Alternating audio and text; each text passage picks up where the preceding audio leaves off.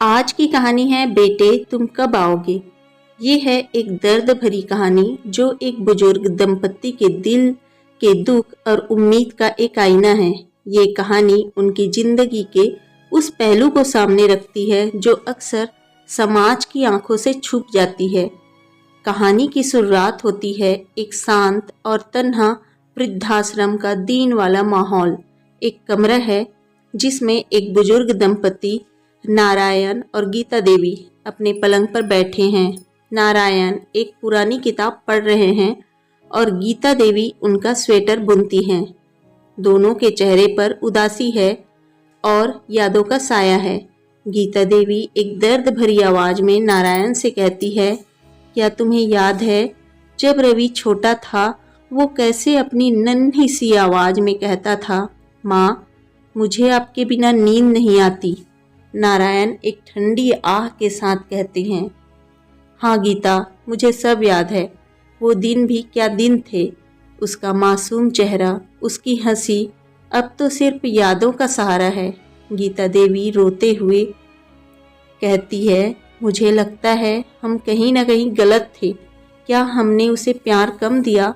उसे पाने के लिए हमने कितने ही मंदिर के चक्कर काटे हैं। हमारे प्यार में कहाँ ही कमी रह गई होगी। क्या उसे हमारी याद नहीं आती होगी। नारायण गीता के कंधे पर हाथ रखे हुए कहते हैं, ऐसा मत सोचो गीता, हमने अपनी तरफ से हर कोशिश की, पर शायद ये नए ज़माने की बात है। बच्चे अपने सपनों के पीछे इतने मगन हो जाते हैं कि अपने बुजुर्गों की अहमियत ही भूल जाते हैं। गीता देवी की आंखों से आंसू बहते हैं। वही वक्त पर एक और वृद्धाश्रम की महिला जमुना उनके कमरे में आती है। कहती है, गीता बहन आप रो रही हो, क्या बात है।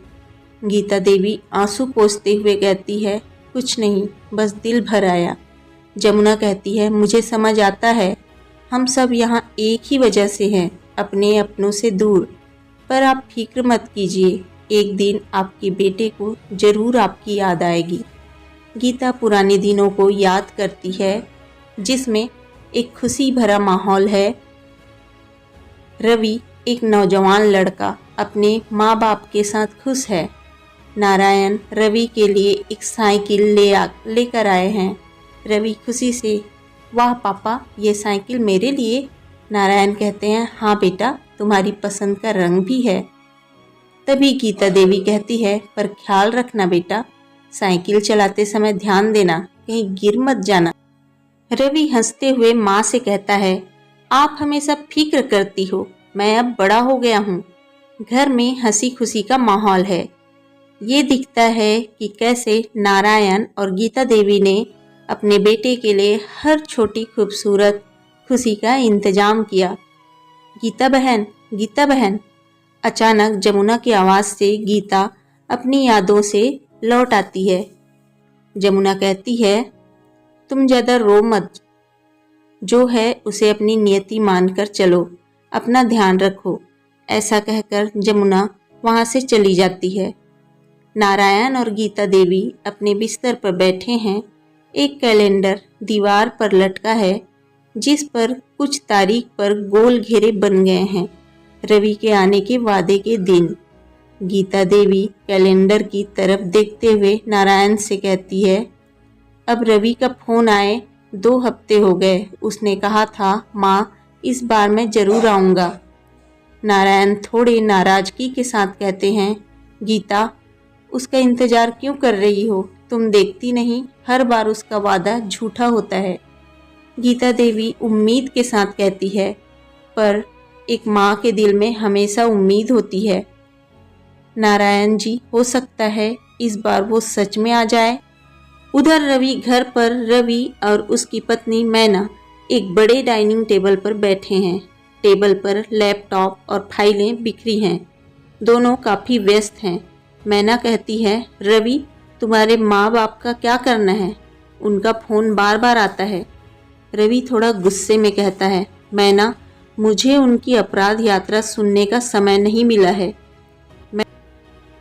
मैं अभी काम में व्यस्त हूँ। हर बार वही बात, तुम कब मिलने आओगे। मैना ताना मारते हुए कहती है, तो तुमने क्यों वादा किया था उन्हें मिलने का? रवि कहता है, मैंने वादा इसलिए किया था क्योंकि उनकी बात ख़त्म करनी थी। उन्हें समझना चाहिए कि हमारे पास अपना भी एक ज़िंदगी है। तभी रवि का फ़ोन बजता है। उसकी माँ गीता और पिता नारायण हैं। रवि फ़ोन को देखता है और बिना उठाए वापस रख देता है। उधर वृद्धाश्रम में गीता देवी नारायण के साथ डाइनिंग हॉल में बैठे हैं। उनकी थाली अधूरी है और उनका मन नहीं लग रहा है। यह देखकर जमुना कहती है, गीता बहन, आपने खाना नहीं खाया? गीता देवी नरमी से कहती है, दिल नहीं कर रहा।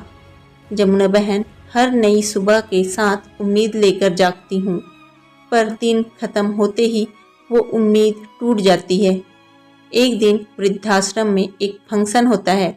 सब लोग अपने अपनों से मिलने आए हैं, पर नारायण और गीता देवी के लिए कोई नहीं आता। वही पल एक बच्चा गीता देवी के पास आकर उनका हाथ पकड़ता है और कहता है, दादी, आप क्यों रो रही हो? गीता देवी मुस्कुराने की कोशिश करते हुए कहती है, नहीं बेटा, बस थोड़ी सी याद आ गई थी। कुछ दिन बाद गीता देवी बीमार हो जाती है। डॉक्टर ने नारायण को बताया कि उनका मन बेचैन है और उन्हें अपने घर वालों की ज़रूरत है। नारायण एक फ़ोन उठाकर रवि को कॉल करते हैं, बेटा, तुम्हारी माँ तुमसे मिलना चाहती है। उसकी तबीयत ठीक नहीं है, बस एक बार आकर देख लो। रवि व्यस्त स्वर के साथ कहता है, पापा, अभी मेरी एक महत्वपूर्ण मीटिंग है, मैं कुछ देर बाद कॉल करता हूँ। कॉल डिस्कनेक्ट होने के बाद नारायण टूट जाते हैं। कुछ देर कहा और पूरा दिन बीत जाता है। गीता देवी अस्पताल में हैं और उनका चेहरा उदास है। उनका आखिरी शब्द सिर्फ एक है, रवि बेटा, तुम कब आओगे? एक सफ़ेद चादर दिखती है जो गीता देवी के ऊपर है। नारायण अकेले बैठे हैं। एक छोटी डायरी उनके हाथ में है। वह रो रहे हैं। डायरी में गीता देवी के अपने बेटे के लिए लिखे खत हैं। नारायण अकेले रोते हुए बोलते हुए, गीता, तुम चली गई, पर तुम्हारा इंतज़ार अब भी यहाँ है। मैं अब किसके सहारे रहूँगा? रवि के घर में एक कुरियर आता है जिसमें गीता देवी की डायरी होती है। रवि डायरी खोलकर पढ़ता है और आंसुओं से भर जाता है। डायरी में एक आखिरी लाइन लिखी होती है, रवि, माँ बाप सिर्फ एक बार मिलते हैं, तुम कब मिलने आओगे? कहानी यहीं समाप्त होती है, एक गहन संदेश के साथ कि माँ बाप का प्यार और उनका वक्त अनमोल है। उन्हें इग्नोर मत करो, क्योंकि कल हो ना हो। तो दोस्तों, आपको यह कहानी कैसी लगी? पसंद आया है तो लाइक कीजिए, शेयर कीजिए, चैनल को सब्सक्राइब कर लीजिए।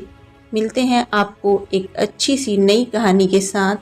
तब तक के लिए बाय बाय, और यहाँ तक सुनने के लिए आपको दिल से शुक्रिया।